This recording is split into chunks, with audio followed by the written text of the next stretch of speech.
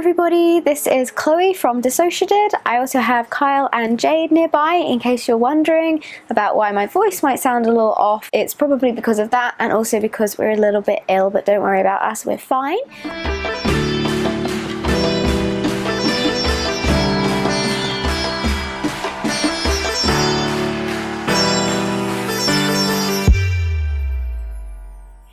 Today we're doing an unboxing by TOI Magazine, who run a very, very wonderful magazine, and we've done an unboxing from them before. The issue that this unboxing is related to is sexual assault and rape and general sexual abuse, and TOI have kindly sent us some books and also some CBD related items, which I'll tell you about a little bit later, which are supposed to help with anxiety. All the books I'm about to tell you about cover sexual assault in some way, shape or form.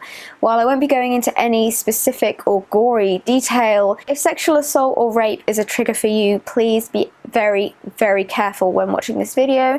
If you'd like to watch something else, you can find a video that we might suggest for you up here, so please feel free to click off now if this is not for you. So the first book that TOI sent me that I'd like to tell you about is called The Year After, a Memoir by Ashley Warner. We've only read the first couple of chapters. Kyle was the one who read it for me because it took me a few months to go through this box. We do have sexual trauma, so this is quite difficult to read, and I imagine it would be for anybody who is easily triggered or has some sexual abuse in their past. I definitely recommend caution when reading this book, but it is beautifully written. It's beautifully written. And some things that me and Kyle wanted to point out is that there's a lot of description while the sexual assault is happening of what Ashley remembers, and a lot of that describes dissociating. Some ways that she describes dissociating during the event: time and space took on another dimension. My mind raced at lightning speed in a slow motion world.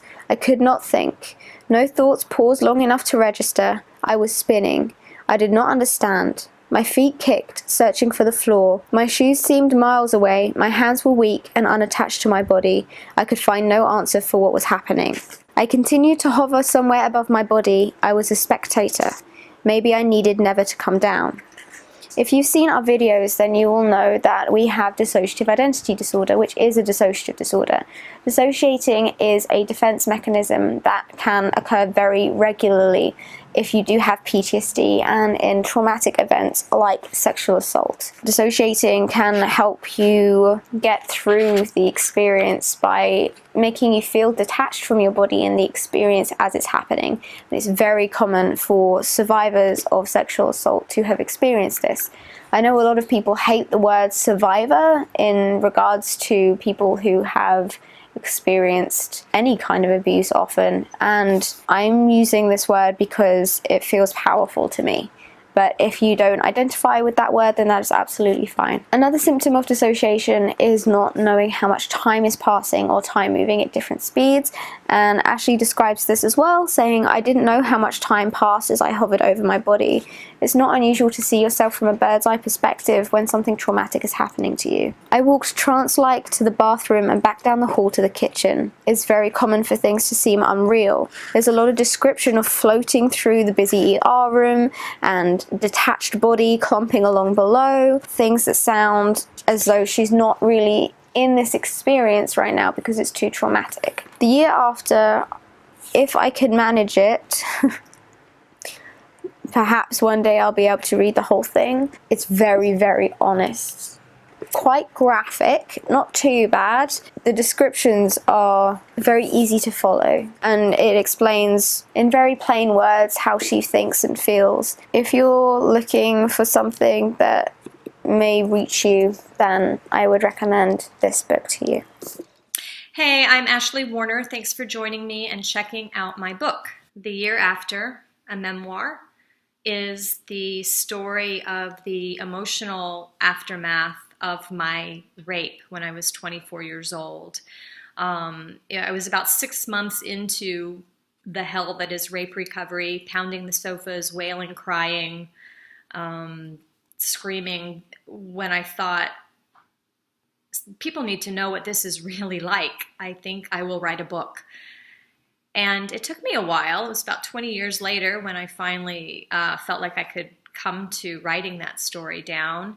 I needed the perspective, I think, of a lot of healing under my belt. And I also bring the perspective of a psychotherapist, which is the work I do. I wish I had been able to read this book during my year after, but I hope that it serves you well and that you find a lot of comfort and solace in the book. And while I have you, I'll also mention that I wrote a companion journal called the Year After Journal, which offers exercises and some more essays and helps you organize your feelings and thoughts as you go through your healing journey, whether you are in your first year after or revisiting the trauma after many years. So I wish you all the best in your healing and your life, and drop me a line if you wish and let me know how you're doing. Thanks.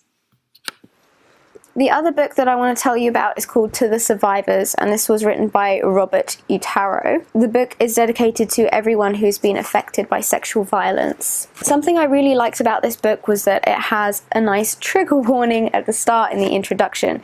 It recommends you not reading by yourself, having somebody with you, close to you, who you trust, whether they're there in person or on the other end of the phone. It does warn you multiple times that the book is graphic and it could be triggering if you're a survivor of sexual violence. Again, we only read the first few chapters of this book because it is difficult and triggering for us. The first chapter is called Childhood, and there is a lot of speculation about whether or not Robert feels he was assaulted as a child. It discusses memory loss and amnesia, which is something we talk about a lot on the channel. Having dissociative identity disorder means that we don't remember much of our childhood and we have amnesia every day. This book is a collection of stories from Robert's experience when he worked at a rape crisis center. So it's a collection of stories lived by other people about their assaults. If you're looking to understand the different ways that sexual assault can happen and that sexual violence can occur in many different ways and that there's no invalid way to be assaulted, perhaps if you just want to feel less alone, this book is something I would recommend to you. I can't say how graphic the whole of the book is, but I know that from the very beginning, this book starts with a poem and it's very, very, very, very graphic from the first word. And this is before the introduction. So please be careful when reading this book. It is very graphic.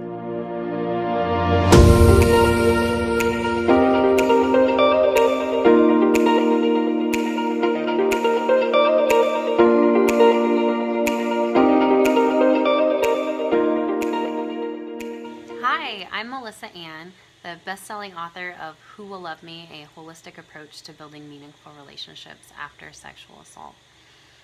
I wrote Who Will Love Me because I always wondered who would love me if they truly knew who I was on the inside after being sexually assaulted. I felt that I had to lead this life of perfection where nobody could see that I was hurting, nobody could see my pain because nobody could know that I was a sexual assault victim. The shame and the guilt that came along with being a victim made me want to hide my true self. And at the beginning of 2018, I had this calling voice. I don't know where it came from. I can't find it, but something said to me that if you do not see her, you have to be her.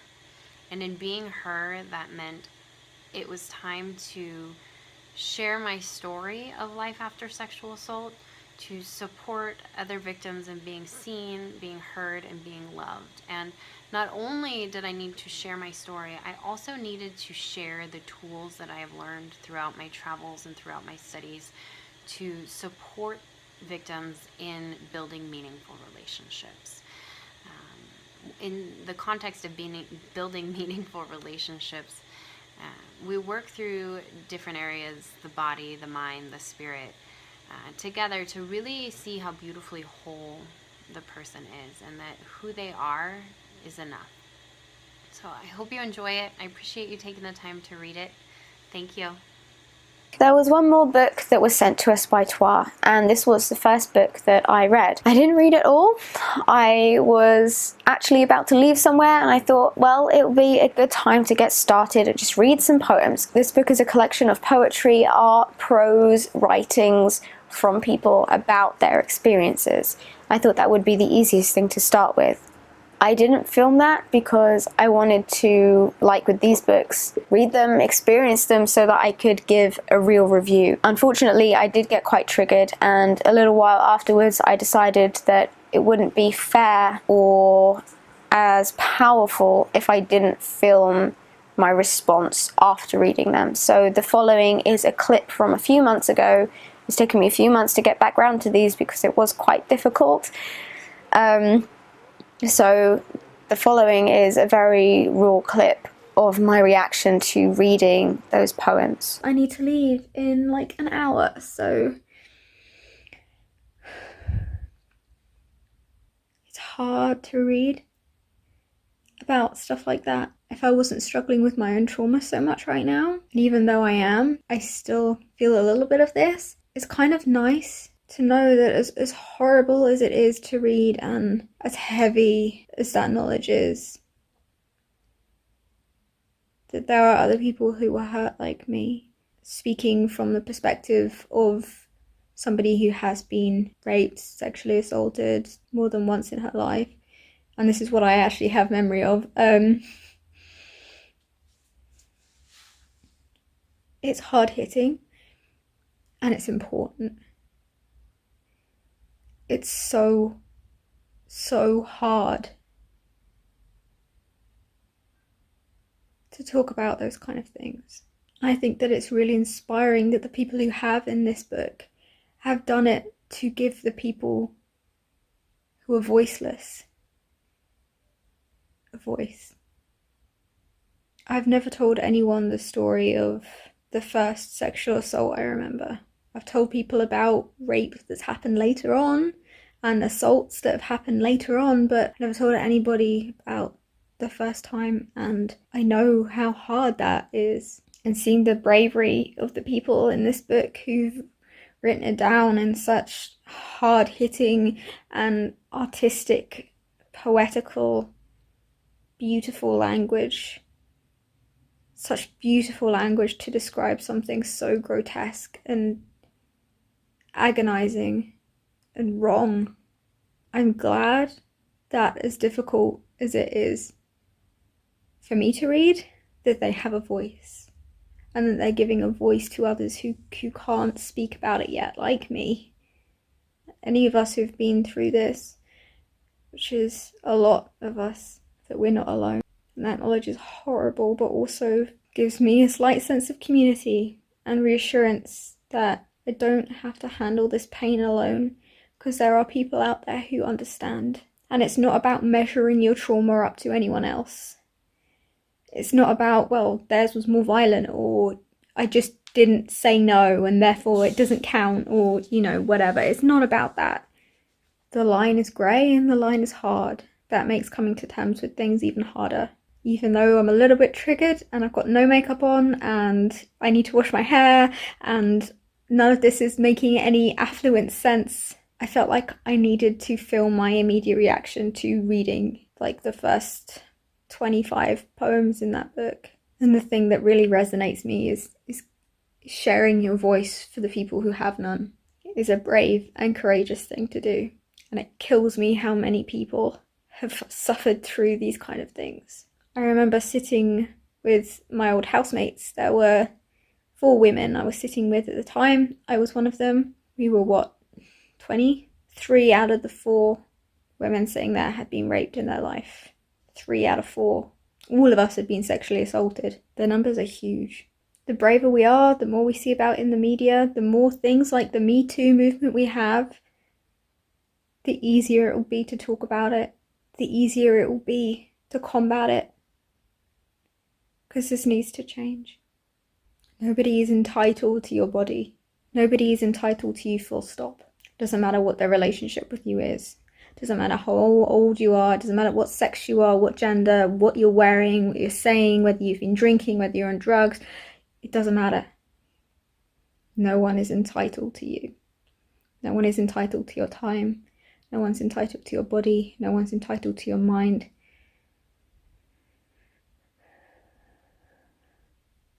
And I'm going to stop here because I'm triggering myself. For anyone who has gone through this, you're not alone. And I'm so sorry. I felt it really important to capture my immediate response, as raw and blatant as it is, because I think that it's important to be as honest and as genuine as I can be, as I always am on this channel. So yes, that means no makeup, greasy hair, and